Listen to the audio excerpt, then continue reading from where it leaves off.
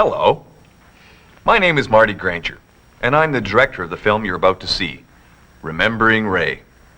I thought I'd take this opportunity to tell you a bit about the background of the film before we got underway. Where shall I start? About 3 years ago, I was hard at work at a feature-length script about the effect that the control of fire would have on a very small group of cavemen. It was going very well, until I made two horrible discoveries. Firstly, boy, is it ever a lot of work to write a feature-length script. Really very difficult. And secondly, and probably more important, the film had been made. It's called Quest for Fire, and it's actually quite a good film. Truth be told, probably better than I could have done. Anyway, it was during the deep, deep depression that followed those two discoveries that I first heard about Raymond Clark Miller. I was thumbing through an old copy of Daring Detective magazine when I came across the story. Frankly, it scared me and fascinated me at the same time. And it took place right here in Toronto, which meant one thing: no travel expenses. I figured it must be easier to make a documentary than write a feature-length script, so I snapped out of my deep depression long enough to gather a small film crew and to hire the world-renowned investigative journalist Alan Hollingsworth. Together we set out to record the stunning story of Raymond Clark Miller for future generations. And that is the film that I present for you today. I sure hope you enjoy it. Thank you.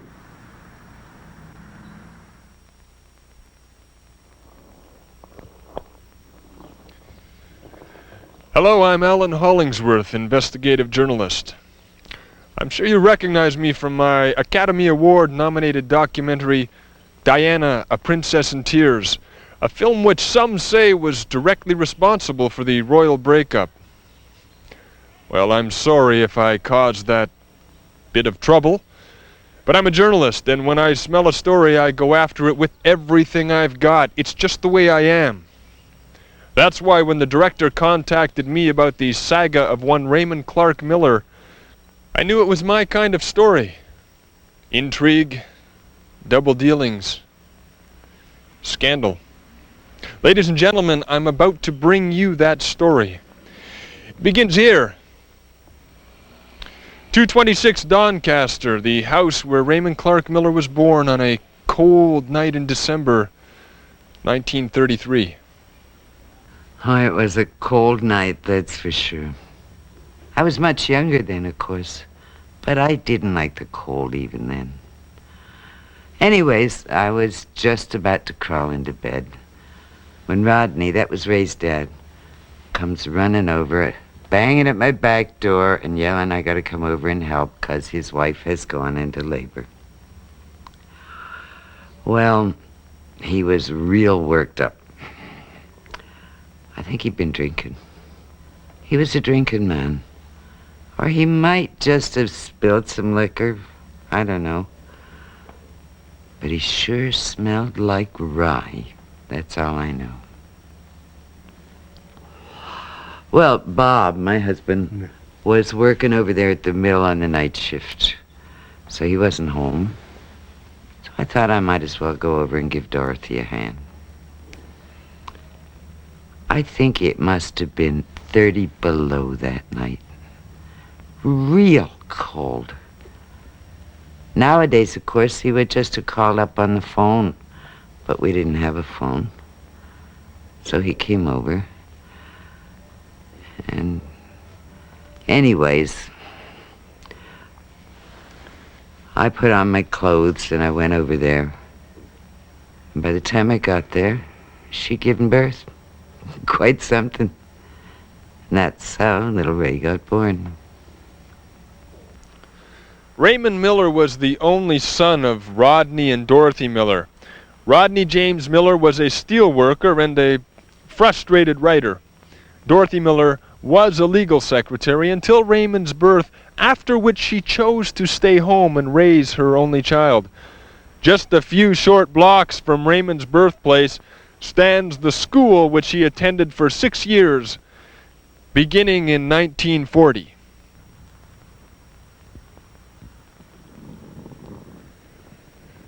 Well, it seems the school was torn down, but this is where it stood. And perhaps it was here where things began to go so horribly wrong. Maybe someday we'll find out. I hope so. Ow!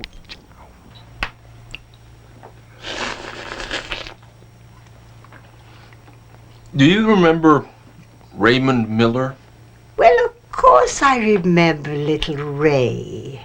That was my first year as a teacher. 1940. That was also the year I almost got married to Alan Preston, who it turned out was already married, so of course I naturally didn't marry him. Little Ray was my most favorite student. Oh. Very keen to learn. He was also the only black child in the school. Of course, his sister came later on. Miss Earle, Raymond Miller was white. We're talking about Raymond Miller. He wasn't black. Oh, Raymond Miller! Yes. Oh, yes. He was in my class as well. But he wasn't nearly as nice a boy as little Raymond Williams. Oh. Any memories of Raymond Miller? Well, I seem to recall that he had rather an odd odor. Not a clean boy. And not a very good speller either. Yeah, anything else? No, that's about it, I guess. Things didn't get much more memorable throughout Raymond's scholastic career. He was a mediocre student at best, much like Mussolini, Hitler, Lenin. He remained a C student from here at Sir Rupert Bigley Elementary School to here at Covington Technical High School, where he graduated at the bottom of his class in the spring of 1952.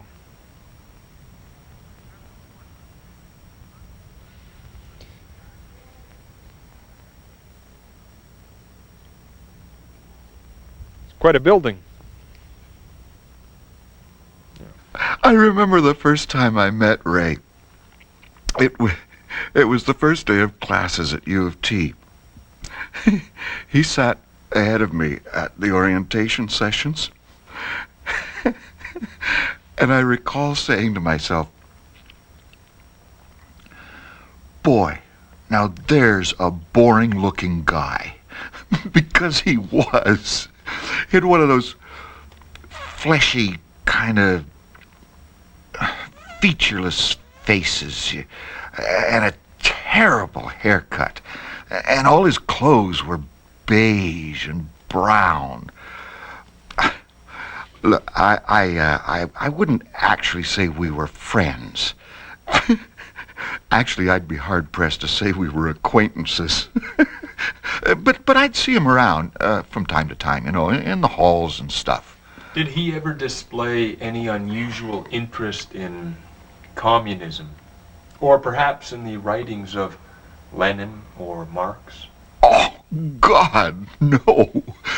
The only interest I saw of Ray's was sitting in the cafeteria drinking coffee and reading the sports page.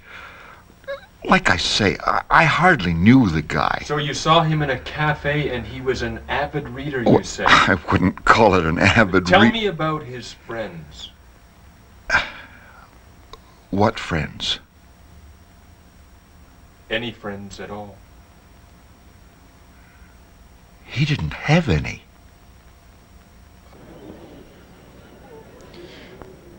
Raymond Miller did not spend long here at the University of Toronto. Rather than return for his third year as a philosophy major, he decided to travel to Paris, France. Behind me stands the French consulate. In it sits one Jean Berger, French ambassador, who refused to speak to us. Conspiracy? Maybe. Regardless, using the last of a small inheritance left by his father, Raymond packed his bags and set sail for the City of Lights.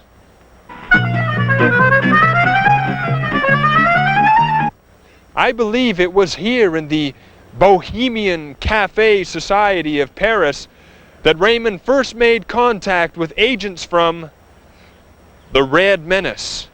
And I intend to speak to a woman who just might know.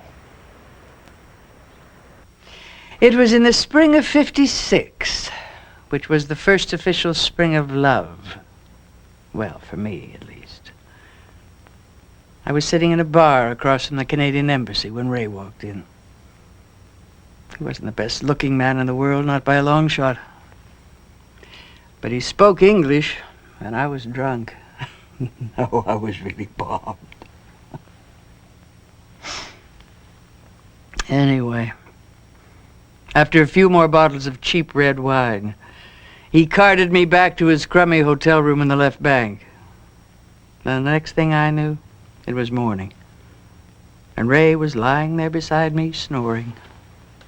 So you must have found him very mysterious and intriguing. Oh, not in the least. Quite the contrary, actually. Yet you continued to see him on a semi-regular basis.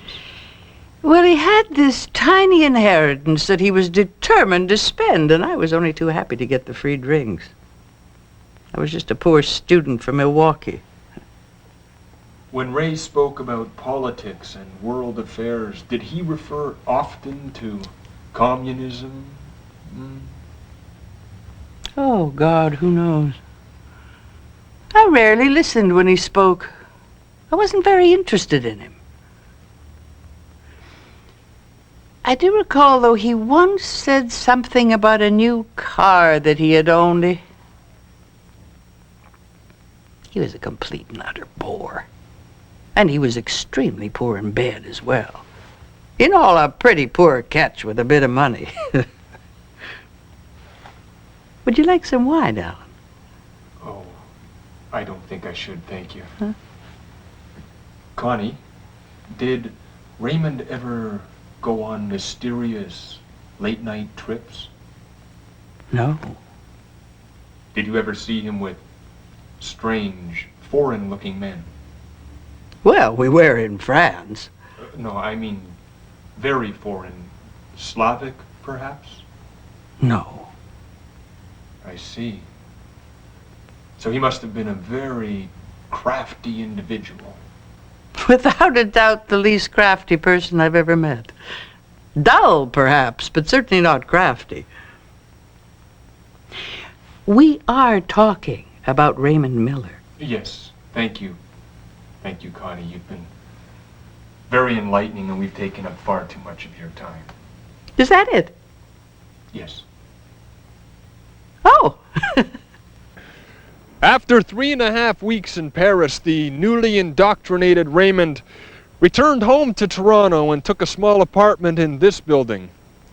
Here in apartment 402 was the nerve center of Russian espionage in Canada for the next 2.5 years. The Toronto that Raymond returned home to was a far different place than the one he had left behind. Seemingly overnight, it had become a bustling, energetic, exciting, vibrant, big city. A place where political radicalism was tolerated, and in some dark corners, even encouraged.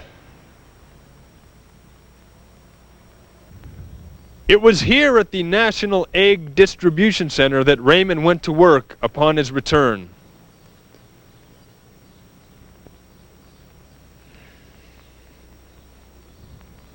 Keep in mind what a vital food the egg is to millions of Canadians. In the spring of 1958, while giving an in-store demonstration at this supermarket, Raymond met Dana Lervely, a young school teacher.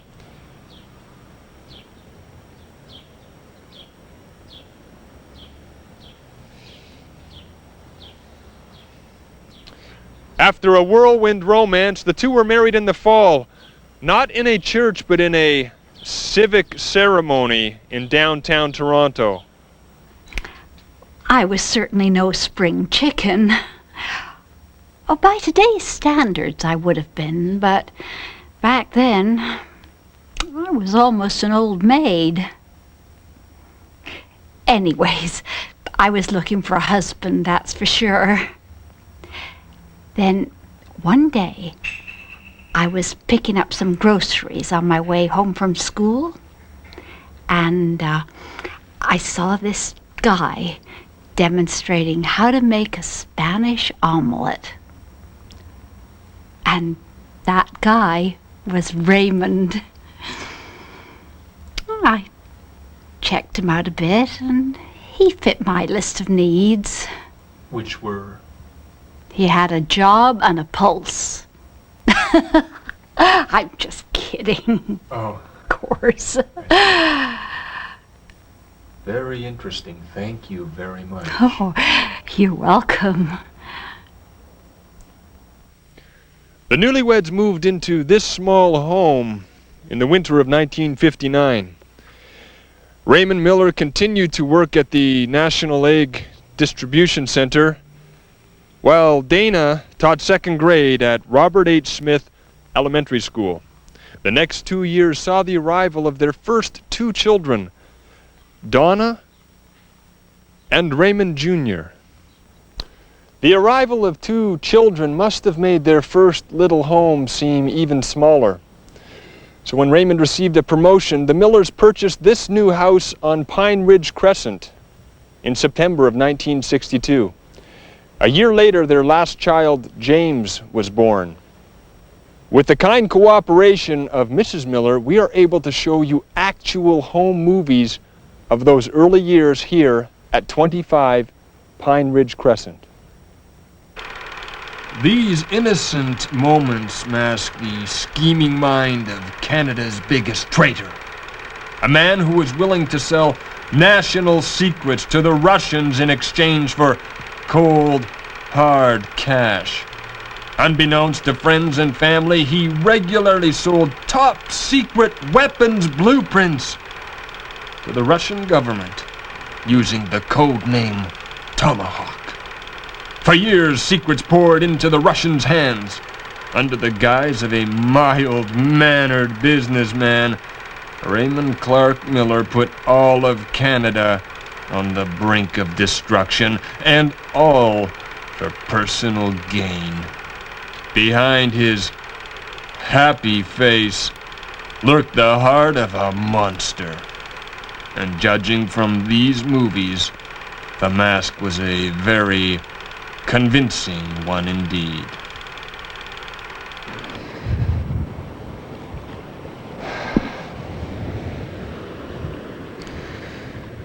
Raymond Clark Miller, where are you?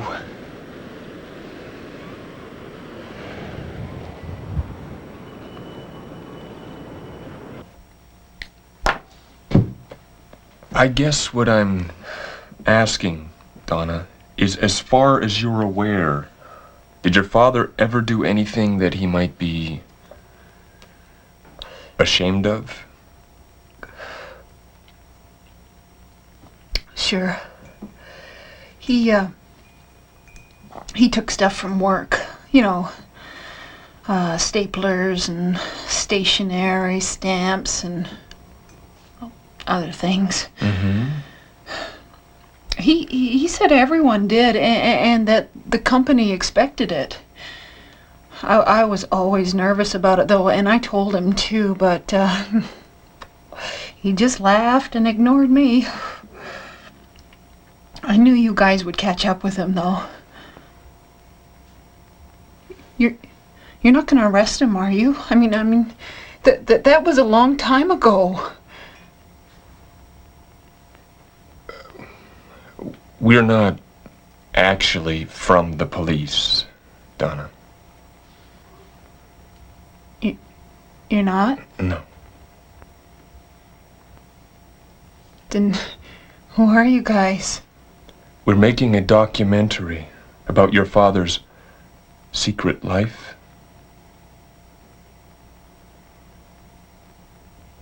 My dad's gay? No. Your father was a Russian spy for many, many years. I'm terribly sorry. Really? I never knew that. That is pretty weird. Well, at least he's not gay. That would have been really creepy, huh?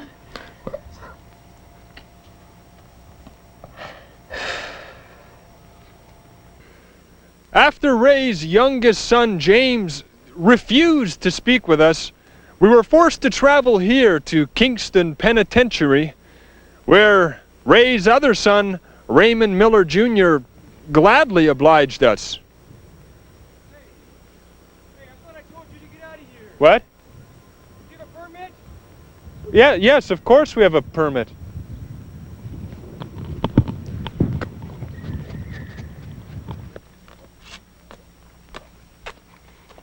Well, he was a pretty good dad, right? Like one time, he bought me a bike, and then when I bust it, he fixed it for me, right?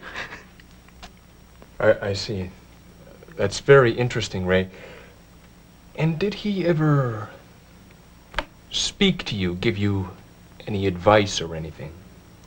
Yeah. And that was... Well, one time he sat me down on his knee, right?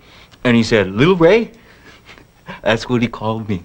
"Little Ray," he said, "find something you can stand doing and do it.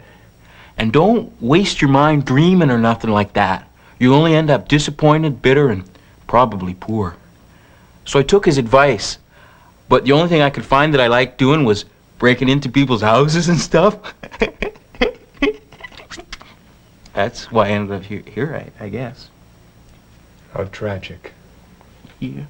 You must harbor a lot of anger towards your father, a lot of bitterness, resentment, hatred even. No, not really. Oh. Well, I understand that your father was a rather violent man behind closed doors. Nope. He never even spanked us or nothing, right?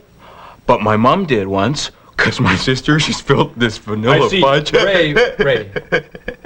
Ray. Did your father ever take you on any late night trips? And please don't be afraid to answer. He can't hurt you in here. Well, one time, Yes? he woke us up in the middle of the night, and he said, "Hurry, little Ray, put on your pajamas." Really? And he took us to the drive-in. It was so cool. They first had one... No. Ray. I mean, late night trips where perhaps you had to wait in the car while Daddy did business? No, not really. Hey, listen. May I please have another cigarette for later? Did it take the unblinking eye of an elderly woman to see through the guise of Raymond Clark Miller? Perhaps. Just perhaps it did. Well, I never liked him from the minute I set eyes on him. He was shifty. He didn't look like a man you could trust. I told my husband, God rest his soul, I told him I didn't trust that Mr. Miller. Not one bit. Just plain didn't like him. You've heard of love at first sight? Yes. Well, I guess you'd say I had hate at first sight. And I don't mind saying it either. He was up to no good, if you ask me. Oh, sure, he seemed like Mr. Nice Guy, but I think it was all an act. I'd say he was a phony. Yeah, a phony, that's what he was. Did not like him. I think he might have been one of them Satan worshippers or something. Really? What did he do that led you to believe that he was the leader of a satanic coven? Well,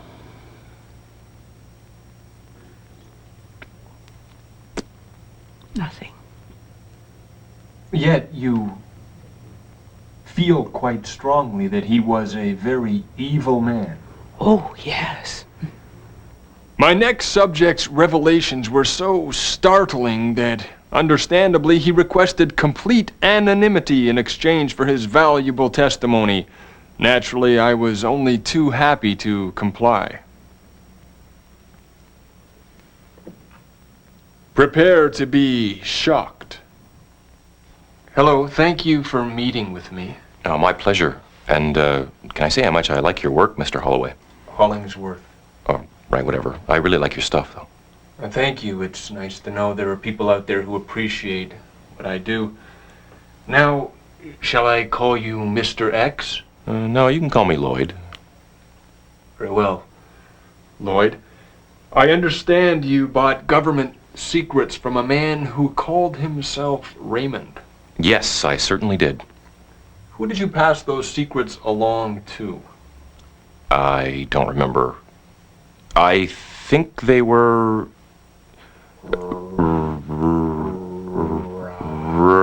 Russians. Yes, that's right, they were Russians. Really? Mhm. To a man named... it's on the tip of my tongue. Yes. Tip of my tongue. Mike... Sergei Minitrov? That's right, that's the guy, yes. Very interesting indeed. Lloyd, did Raymond ever talk about communism? I think so. Yes, all the time. Never stopped. What did he have to say about communism? I think he liked it. Yes, he loved it. Well, that certainly comes as no surprise to me. Mind if I smoke? Not at all. Actually, Lloyd... Oh, sorry. And so it comes to this. Just moments ago, Raymond Miller returned home from a shopping trip. The time has come to confront the man himself, to throw his past in his face, if you will.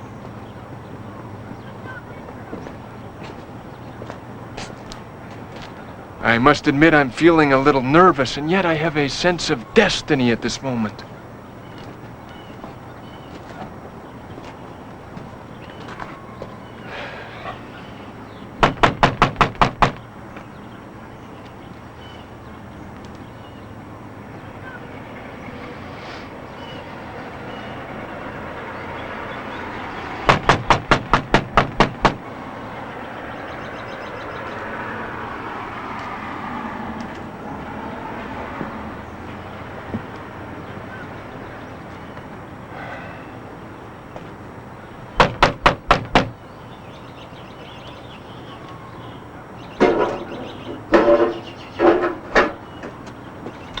As I said, we saw him return home just moments ago, so we know he's in there.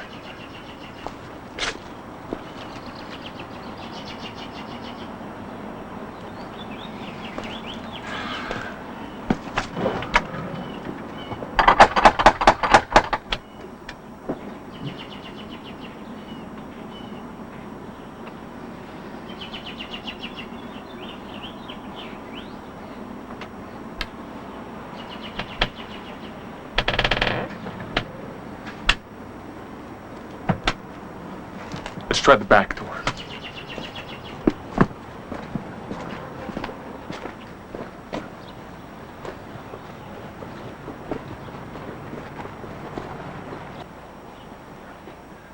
There he is. That's him. Mr. Miller. Excuse me, Mr. Miller. Yes? Surprised to see us, are you? Yes. Yeah, well, you shouldn't be, sir. You must have known we'd catch up to you sooner or later, Mr. Miller. Or should I call you Tomahawk? Pardon me? What did you think? You could take your secret past to your grave? I'm sorry, but I have no idea who you are or what you're talking about. No, I'm sure you don't have the slightest clue what I'm referring to, Mr. Raymond Clark Miller, Russian spy master, traitor. Your past has finally caught up with you. I think you have the wrong person. I don't think so, sir. Well, that's not my name. Pardon me? Oh, you just called me Raymond Clark Miller. That's not my name. My name is Raymond Richard Miller. And I suppose you also deny ever having worked at the National Egg Distribution Center as well. Oh, no, I retired last May. Here, look. Raymond Richard, not Clark, Miller. I'm sorry you wasted your time, but I'm just not the guy you're looking for. You didn't spend the winter of 1966 at the Moscow International Trade Center? No, I'm afraid not. You never, under the code name Tomahawk, sold over 300 government secrets to a man named Yuri Klemner, also known as Alley Cat? No, I didn't. These are the fellas I was telling you about, honey. Oh. Hi, Alan. How are you? I'm fine. Are you sure? You don't look well. You know, there is a bug going around. I wonder... Well, yeah, I have a bit of a... Look, you're sure you were never employed by the Russian government? You never sold any government secrets of any kind? Well, look, I don't even know where I would get any government secrets. I sold eggs, you know. You sold secrets about eggs, honey? No, dear. Look, do you at least know a Raymond Clark Miller? Nope, sorry. Are you absolutely sure? Oh, yes, yes. Thank you.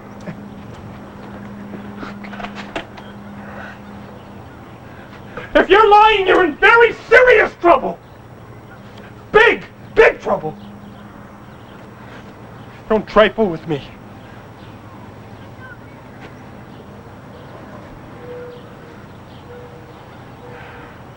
Well, as sometimes happens in the world of journalism, sources get crossed and one ends up chasing a red herring. So for now, the elusive Tomahawk has slipped through our fingers.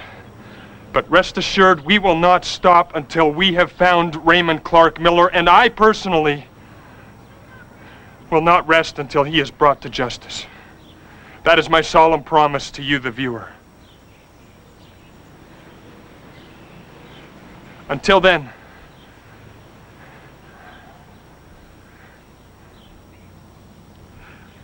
I'm Alan Hollingsworth. Let's get out of here. Today?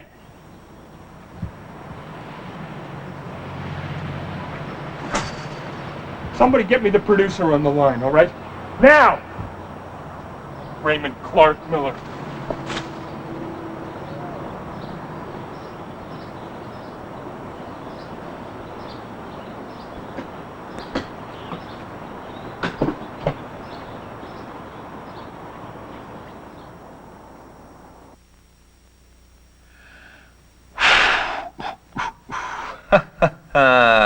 Hello again.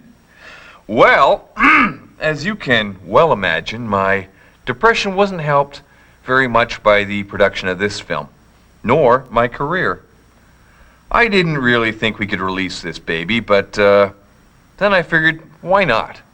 I mean, we shot a lot of film and spent a lot of money, and people took time off from work and all that stuff, so I thought maybe we could look at this film as a kind of a lesson for future documentary filmmakers of the future. And what lesson is that, you ask? Maybe you should check your facts. It's pretty easy to do, and I bet you it would save you a lot of heartache. No, I know it would save you a lot of heartache. And I guess I should also, for legal reasons, take this opportunity to say sorry to the entire Miller family for any minor inconveniences the making of this film may have caused. Sorry. Bring the slate down. Hi, I'm Tim Sims. And Shipman. Shirley Knight. Jack Duffy. Judith Merrill, famous science fiction writer. Bruno Dressler. Ron Hastings. Lindsay Lees. Oh, God. Cut. I'm Bruce McCullough. Shirley Douglas. Eleanor Yeoman. Andrew Dollar. Tim Sims? That better, Mr. Granger?